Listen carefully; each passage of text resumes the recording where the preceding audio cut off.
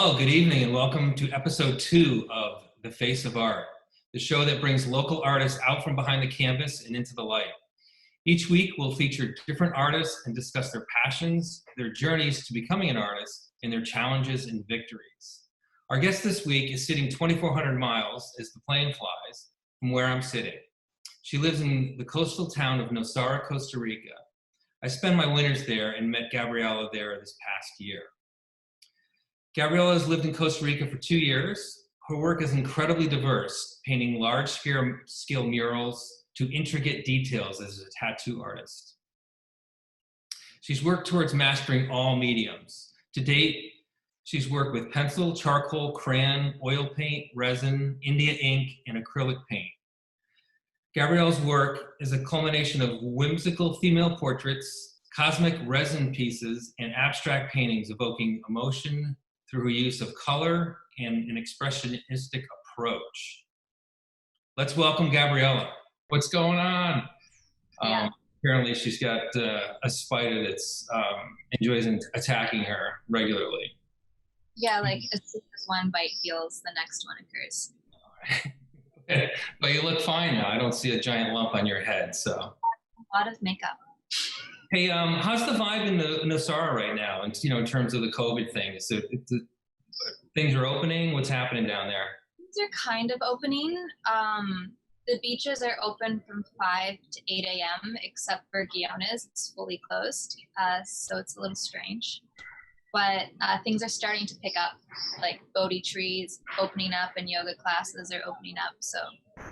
So I assume those early beach hours are for surfing, mostly. Primarily. Yeah, I think so. Or for walking. Yeah, that's true. That's true. Yeah. So a quick story on how I met Gabriela. I was in Nosara this past winter, and I spotted this woman standing in front of an 8 by 8 foot canvas. I was on my bike, and she was off in the distance, and it looked like she was dancing. So I walked. I don't know if I ever told you this story, but as I got a little bit closer, I saw she had headphones on. She's kind of moving her arms. And then I saw the paint on her hands, and I realized she was painting with her hands on this 8 foot canvas. It was like a full body experience. It actually reminded me of a film I'd seen on Jackson Pollock when he was doing his action painting. So my question is, where is this art coming from? This performance art, if you will. That's just the way I create. I just really need to move. And it depends on what I'm painting is when I use my hands or the brushes. So with clouds and cosmic stuff, I just find myself smearing paint like a crazy person. And depending what I'm listening to, it'll just put me into like a trance to keep moving rapidly or to stay really still. So when I'm painting like pointillism, I'm listening to like meditations that just kind of keep me focused. So that day I was listening to something to keep me moving.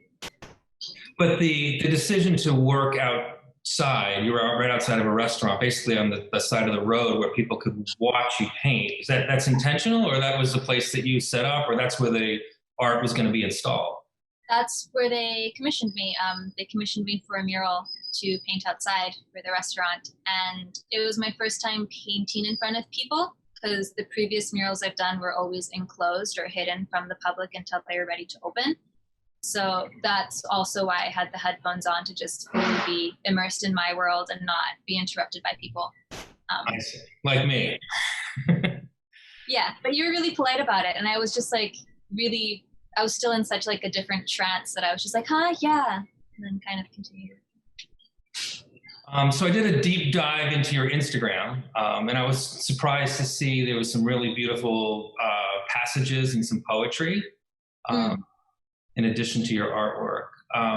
In one of your posts, you said you considered yourself a channeler. I think you said, I'm merely a channel allowing my entire body and fingers to be guided by the creator.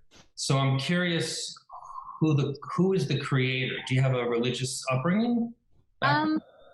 No, I mean, I was in the church for 10 years as a teenager by choice, and then I left because I felt called to just pursue the communication with God or Jah or LOM. It's the same energy pertaining to all these different names. It's just kind of the essence of all of creation. So certain pieces that I receive during meditations, I'm just kind of channeling these visions that I've received to paint. And I have a whole archive in my mind of things that need to be done on larger scales, but I need a larger space for that. So it's, I don't know, because sometimes it's me doing it, and then sometimes I'll just step away and won't even recall doing what I'm looking at. Like, how did I do this? Like, I don't understand. Do you have a meditation practice? A couple. Some of them is just dancing. So I'll dance because dancing really connects me and just lets me release any energy that I don't need. Or I sun gaze in the morning at 5:30 and sun gaze at night. So I'm always up at 5:30 a.m. kind of just. And that's when you can stare at the sun during a certain time period? Is that what sun gazing is? Yeah, it is. Yeah. So it's a good way for opening up the third eye and just receiving messages. I know this sounds kind of crazy, but. Well, with that in mind, how much of your art is intentional and how much comes from your meditation practice or the subconscious? It's kind of a mixture, because I find I need to, when I started painting, it was mostly just for myself to release a lot of energy that I had as a kid and as a teenager. And then as I got older, it just started becoming channeled through meditations that I would just see, and sometimes through medicine journeys. So I don't know, I guess it's kind of like 50-50. And even tattooing, it's transitioning into sacred art. So there's stuff I do just for the client regularly, and then there's other stuff that's just, I kind of see the images form on their body as they're sharing their life stories with me. So yeah, the human body seems like a big component in your art.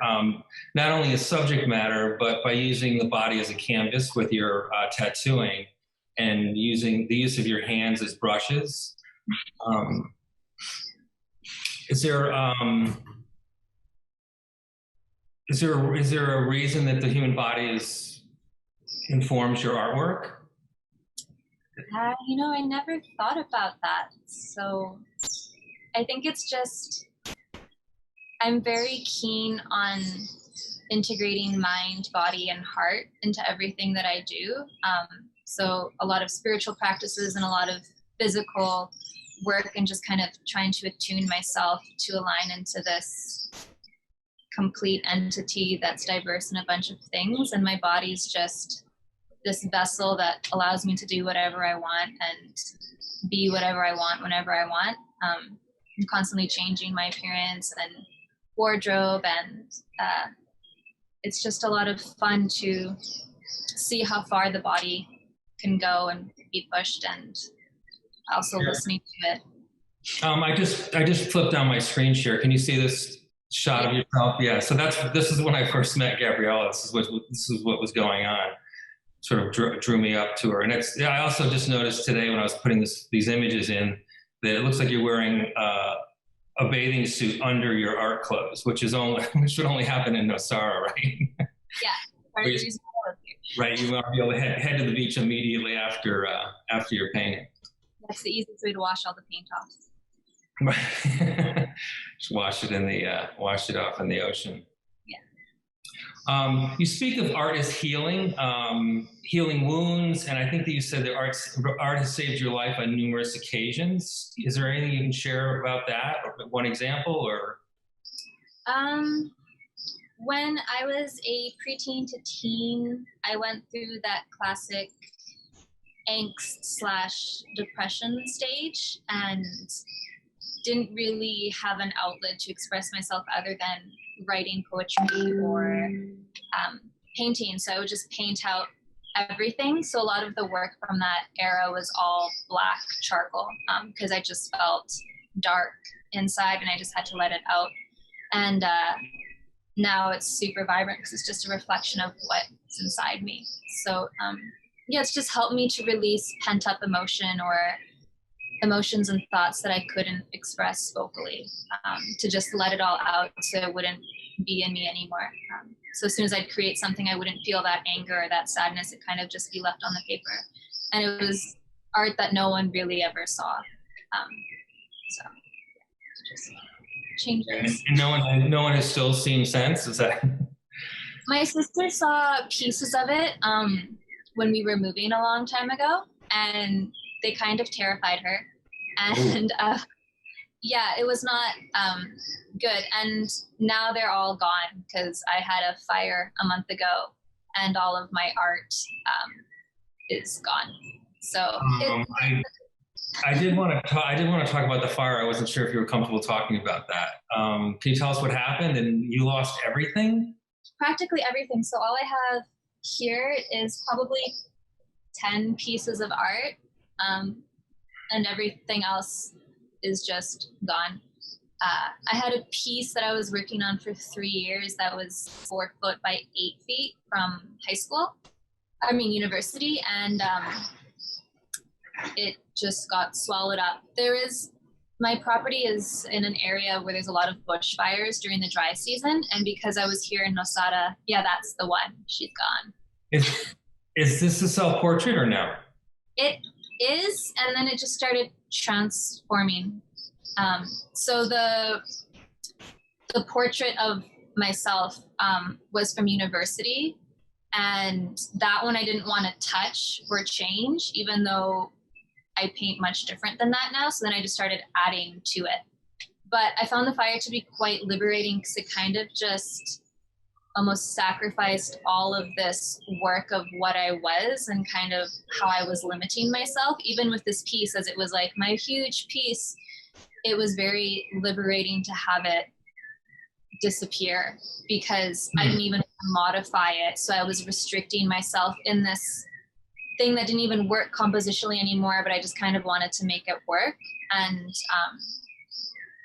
yeah, I don't know. I just feel like all of that work and all of those emotions and all of that energy of what I created before is no longer where I'm at now. So now it's just this encouragement, and literally lit a fire underneath me to produce work more seriously and to take myself more seriously, because a lot of the paintings up until then would be done like in a year, when I was working normal jobs, I'd paint after work and just kind of like put art aside. And now it's just fully art without any excuses. Great. Yeah, I was going to ask you if there was some significance to losing this piece. Yeah, it really fueled me, and I kind of saw another piece blossom as I was crying over that piece. I kind of just saw this whole new vision take place that I'm really excited to paint on like a larger scale. So it's just kind of like it exchanged it for where I'm at now, which is fun. Cool. I also saw that in your post, you mentioned Van Gogh, and you've also done a tattoo of Van Gogh. Yeah. Did he inspire you? And are there other artists that inspire you? There's a lot of artists that inspire me. Van Gogh and I share birthdays, so that's pretty cool. We're both like born on the same day. His work is very, so that was a client's choice. I like how I did that, bring that right up while we're talking.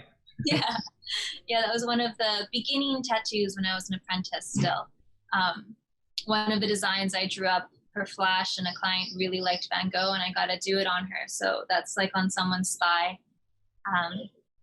I just really like the way he captured movement and his lines, and also very inspired by Gustav Klimt and Frida Kahlo and Edgar Degas and Da Vinci, but Da Vinci more in the sense of how he was a master of everything. So I really aspire to be well versed in art and literature and science and everything, and not limit myself. But Van Gogh's really great. His story was really sad, and I guess it always inspired me whenever I got sad, just to think of him and to not let that inner critic contain me as much as it did him. I watched a film of his a couple months ago, and I was just like, I never want to get to that state of doubt and sadness and mental instability where you're kind of just forgetting what's in your hands and what you're capable of. So kind of like a motivator to do the opposite, but still apply his techniques. Sure.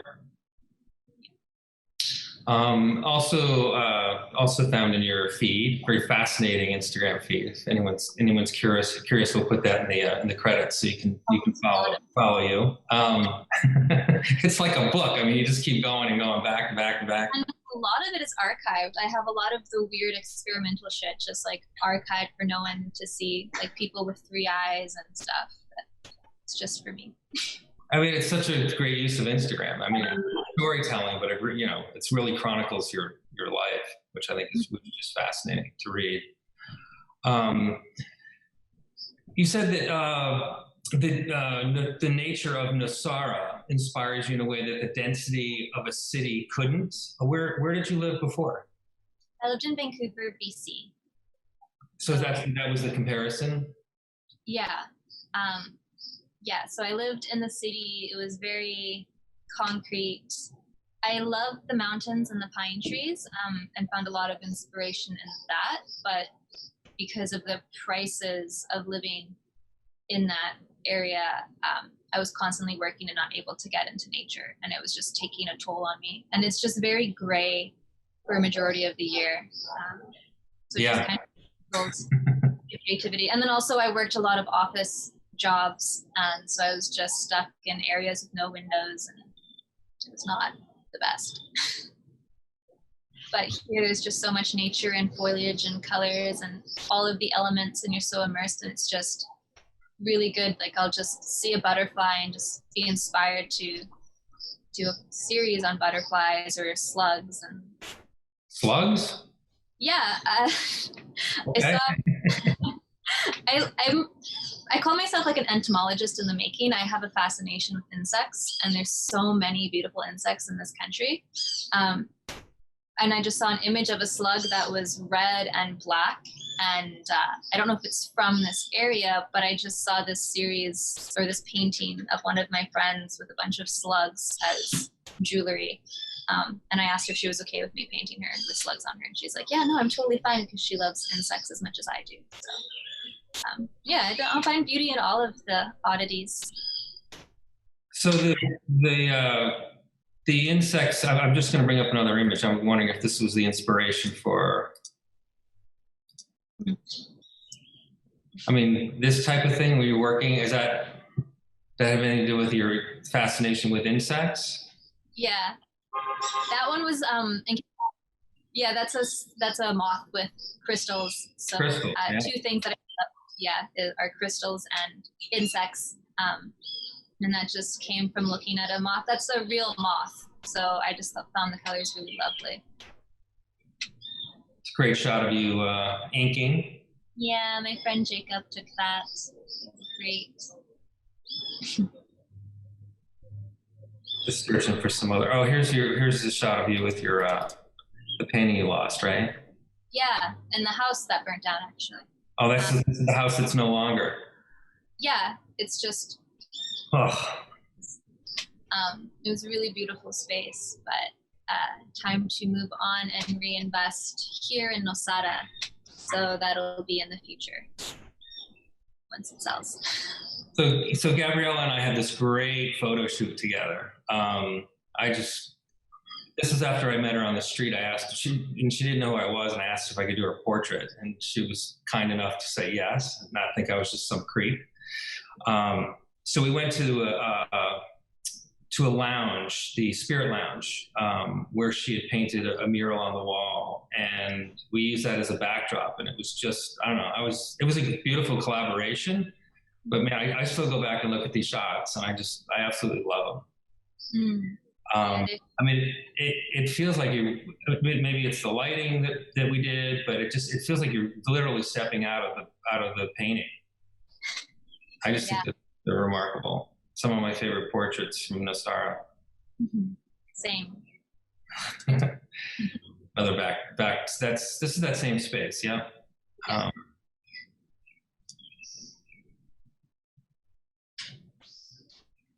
And I love the hands. Do you have a whole series of these somewhere? As of now, I do. The hand painting kind of just started with this mural because I was painting the universe, and it was just the way I could get the clouds and everything going more naturally. It kind of felt like I had done it before. So. But I love the shot of your hands with the artwork behind it. I'm seeing it as a series. When I say a series, I meant a series of your hands painted with the artwork behind it.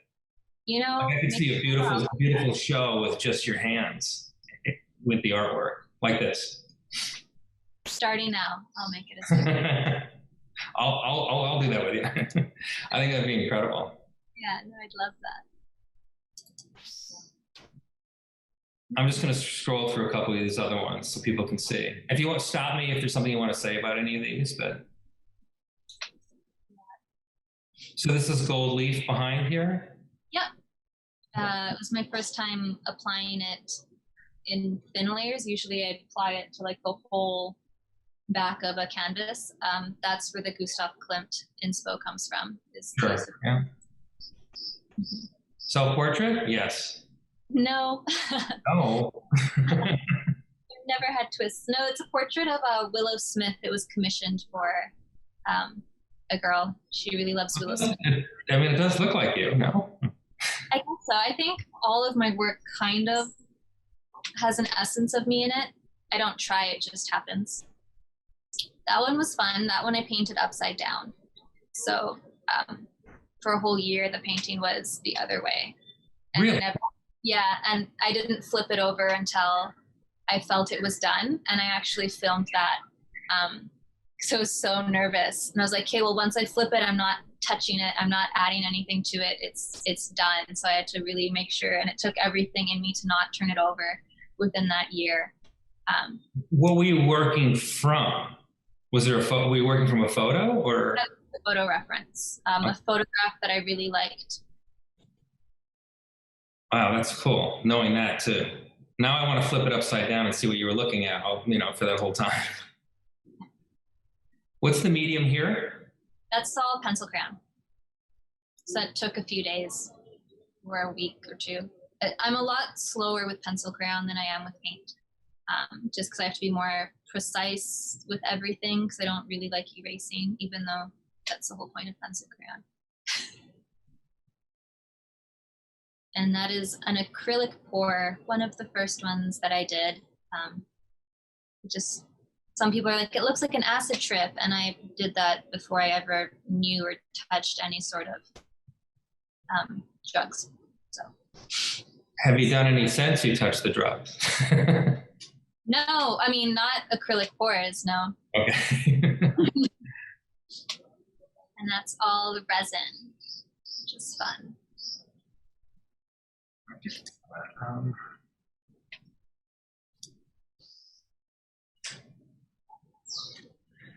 So you're also a poet. I may have mentioned that earlier. Much like your paintings, your poetry seems like it's allowing you to peel back the layers of your true self. Do these two art forms inform each other? Your writings and your paintings? Yeah, they've always been part of me. Writing is something I've always done. It was one of my strengths. I was going to be an English teacher, and then I decided to pursue art instead. So there was one point when I graduated, after deciding not to be a fashion designer and curating my entire portfolio for fashion design, I took the year off and found out I really, really like writing and I really like art. And I couldn't decide which one to do. So I applied to 2 universities that specialized in both and decided that whichever one I got into was the career I was going to partake in. And turns out I got into both of them and decided to pursue both of them. And I do want to tie them together in the future by making a poetry book with art or a children's book. Great. Yeah, that sounds great. Yeah, so I look forward to having time to do that and when that all aligns. So they're just ways for me to get out everything that's inside my head or emotions and just write and create. It's just Does one feel more natural than the other, writing versus painting? They're both inspired at different times. So right now you're probably going to find a lot more writing as the rainy season comes in, because the rain just really inspires me to write. Probably because growing up in BC, I'd write a lot in the fall, and also will be painting. I don't know. I think they both come at me at different times, and they both come really naturally for me. I just have a fascination with words and language and expressing myself. So I feel like I'll never be able to stop either of them. I mentioned to the viewers, people that are watching right now, if you want to put any questions or comments in the chat box to the right of what you're watching, that would be great. We can ask Gabriela your questions as well. I'm going to ask one COVID question, just because these are the times right now. How has this affected your art practice? And are there any lessons you've learned that are showing up in your art? It's made me more disciplined with my art practice, taking away the distractions. So instead of going to the tattoo shop, once the tattoo shop closed, I brought everything here, brought all my machines here, all my art here.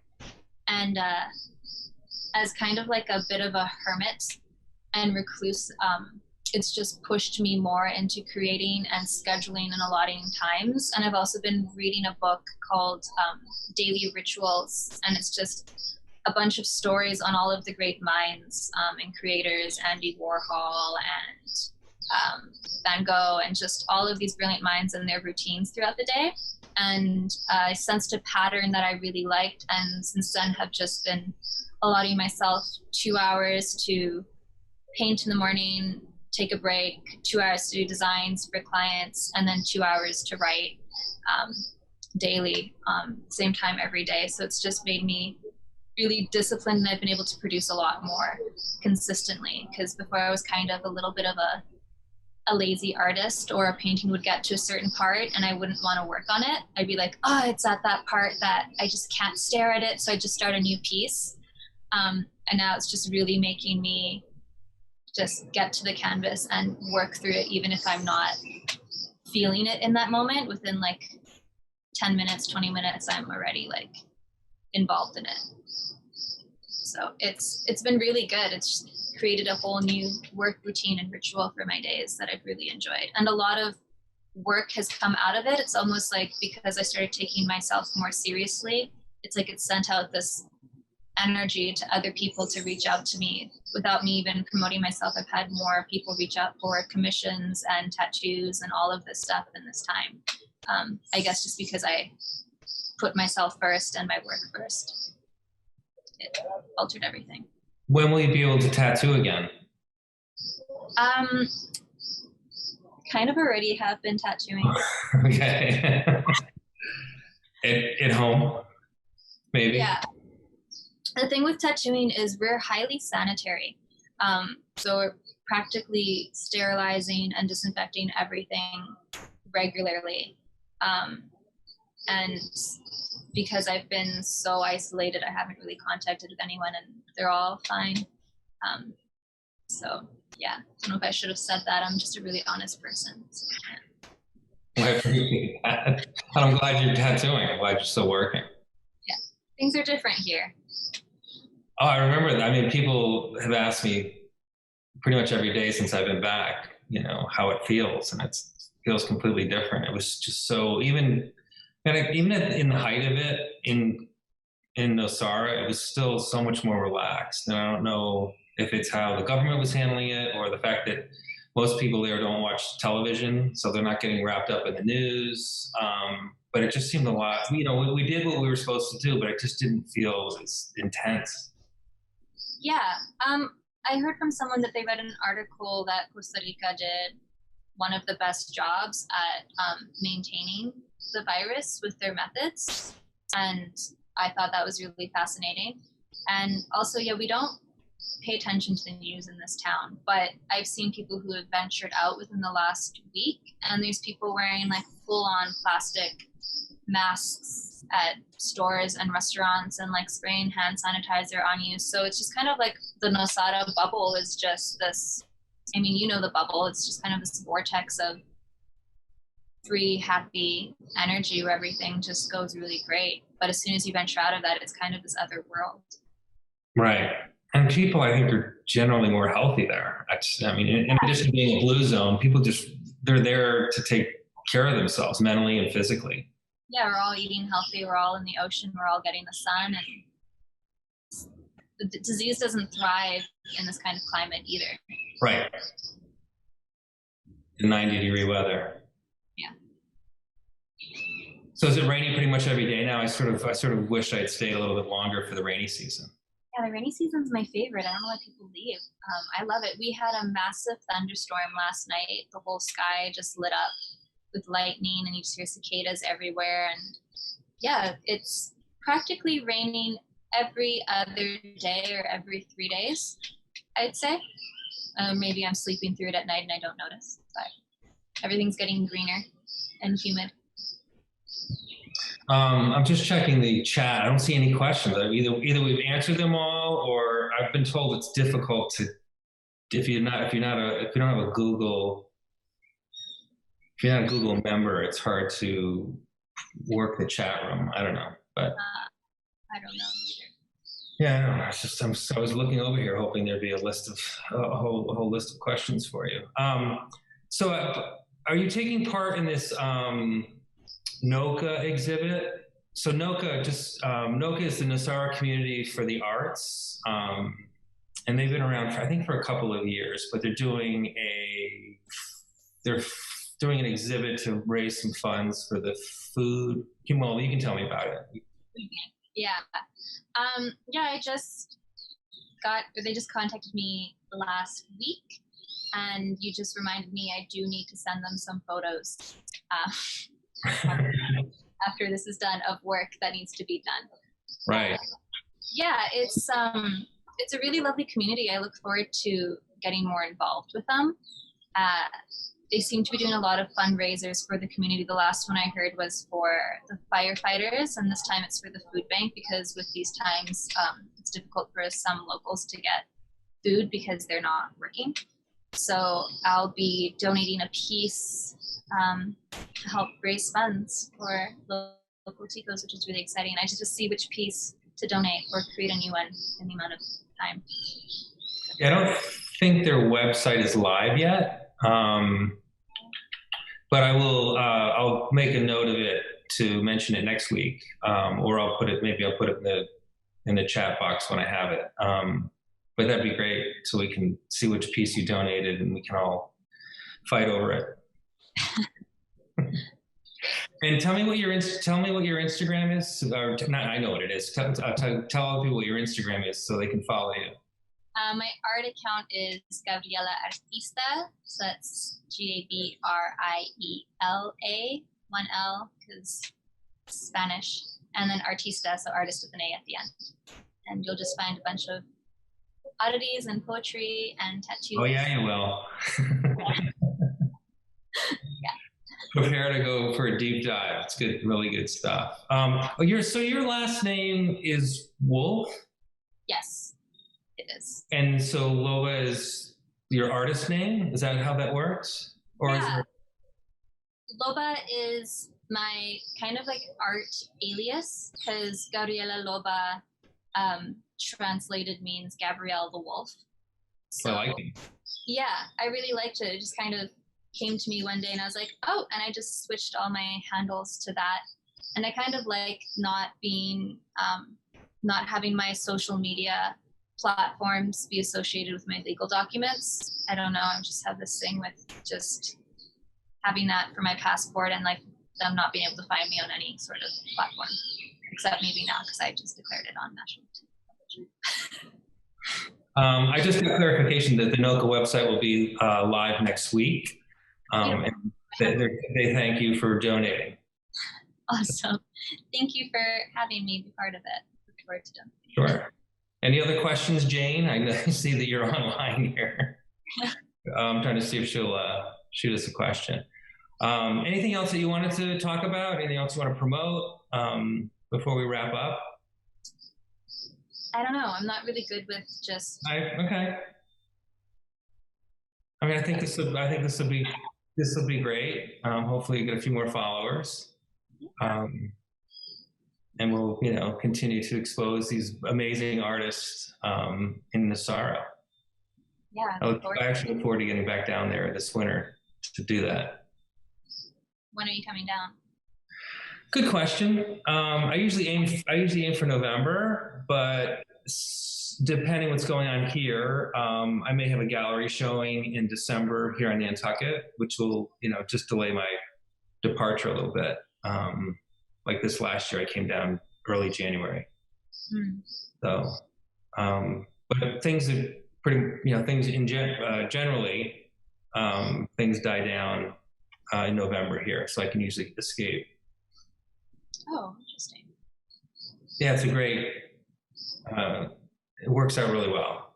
Yeah, found a good sweet spot to alternating places. Yeah, exactly.